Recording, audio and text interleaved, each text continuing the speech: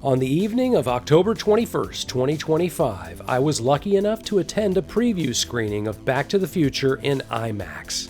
Miraculously, I was given time to interview the co-creator, writer, and producer of the Back to the Future films, Mr. Bob Gale.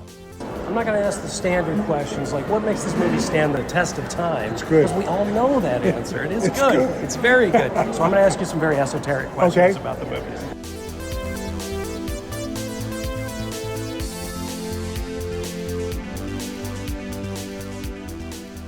Does Marty's family know he has a relationship with Doc Brown? Does he come over for dinner every once in a while?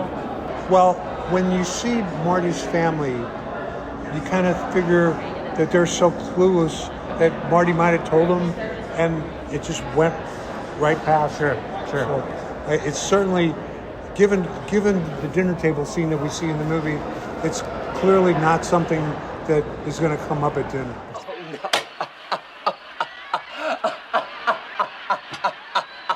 When Marty says he's going to go back 10 minutes to save Doc at the end of the movie, why did the time circus go back 11 minutes? Okay, 10 minutes ought to do it. Okay. I don't know. Fair. Oh, Red. You look great. Does the bum Red have any relation to Mayor Red Thomas? No. Michael J. Fox ad-libbed that line. He says, "Red, you look great." And he just said it. And it's not supposed to be the mayor. Fair.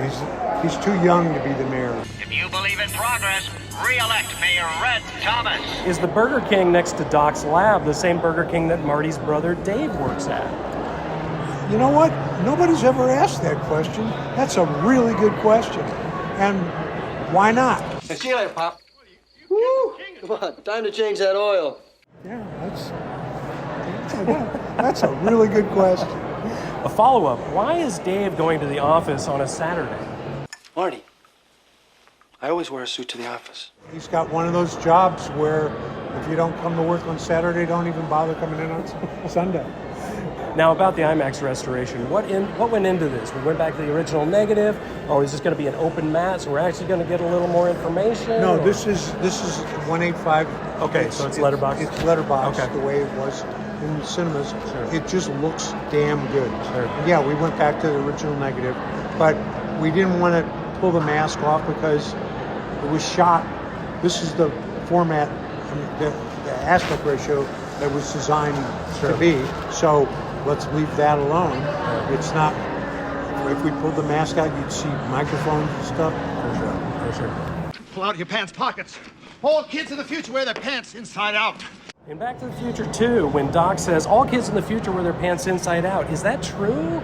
Or is that just to kind of allude to Marty Jr. kind of being a little daft?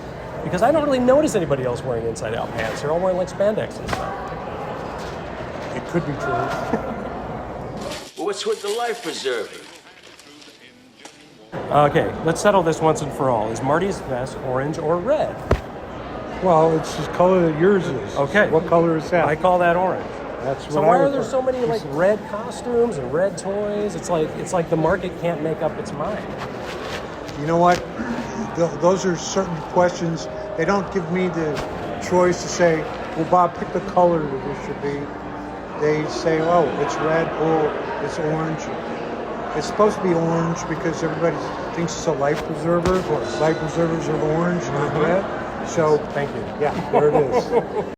Dork thinks he's gonna drown. So I've heard rumors that Bob Zemeckis at one point was thinking of cutting the whole Johnny B. Good sequence in the editing room. Were you privy to that? Oh, Was yeah. that ever talked about? Oh yeah. When you're editing a movie, you can get into a phase that we refer to as the self-destructive phase. You're just saying, how do we make the movie shorter? They don't say that anymore, it seems like. But back in the day, it was always, how do we make it move faster? And the Johnny B. Good scene is the only scene in the movie that doesn't really advance plot or character. So you could theoretically cut from the kiss to Marty arriving at Town Square, and it would all make sense. But our film editor, Artie Schmidt, cut with Johnny B. Good scene. He just quietly said, Bob, let's take it to sneak preview and see, let the audience decide. I said, okay. And so that was it. I mean, it was, very quiet, wise man. Let's talk for a minute about Drew Struzan, the poster artist that we just Yes. lost. How in the weeds were you at all with him? And were you and Zemeckis part of that kind of creative? Oh, sure. Interestingly, the concept of this, that came from Universal's ad pub department. Some artist, and I have no idea who it was, somebody came up with that.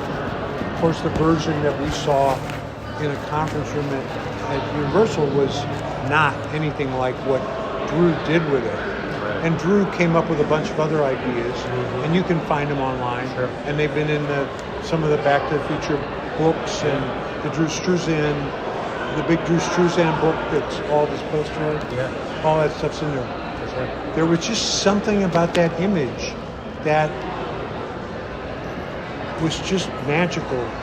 And of course what Drew did with it, with the fire and with the making the DeLorean look so ethereal and the sky, and how he did all that, turned what could be just an ordinary image into a Drew Struzan fantasy place. In the 40 years since Back to the Future's come out, have there been any time travel movies that have struck you as kind of living up to the par, or at least piquing your interest as, now this is a great time travel movie? I'll tell you, there was a ultra low budget movie called Prime. Yes. I thought that was really smart. I really enjoyed that. For sure. And then there was the movie, it's not really time travel, but it's sort of the alternate universe movie, Yesterday, which supposes what if the Beatles were never a thing. Yes. Loved that one. So that was sort of like, okay, take a guy and put him in a different world where things turned out to be a little bit different. For sure. So it's a movie I love. But Primer, I would say, would be the one time travel movie that stood out for me to say, yeah, that was really smart. Looper had some good ideas in it, but it just kind of didn't make sense that you would send people back in time instead of for capital punishment. It's too weird. Yeah, fair. Have you heard of the movie Predestination with Ethan Hawke? I saw that, yeah, and that's the by his bootstrap story by Robert Heinlein. Right. Yeah, that was a fascinating movie. I don't know if it actually makes sense at the end, but it was very compelling to watch. I'm going there thinking, wait, who is he here? Wait, so yeah, that I would recommend that movie. Yeah, absolutely. Finally, what makes this movie stand the test of time? I think that the secret is that when all's said and done, it's really a movie about a family. It's not a time travel movie. Time travel is an element of it, but it's about the relationship that, the young man has with his parents, and that his parents have with one another. And it tries to answer the question that we all have, which is, how did I get here? What did my parents do in their first date? How did my parents get together? Which is, how did I get here? And everybody can identify with that. Every person on Earth has wondered, how did my folks get together? Was it in the backseat of a car?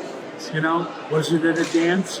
Did mom trick dad into asking her out? Did dad do it? All that stuff. It starts conversations, which is what I love. This is the one I was telling you about. I'm so sorry. This is fun. As you can see, our interview was cut a bit short by some familiar characters, but that was basically the end of my questions anyway. There are so many things I know Bob has answered over and over through the years, I really wanted to think outside the box, and I think he appreciated that. What questions would you have asked him? Let me know in the comments. I am very honored and thankful to Bob Gale for his time. I hope you enjoyed watching, and I'll talk to you in the future.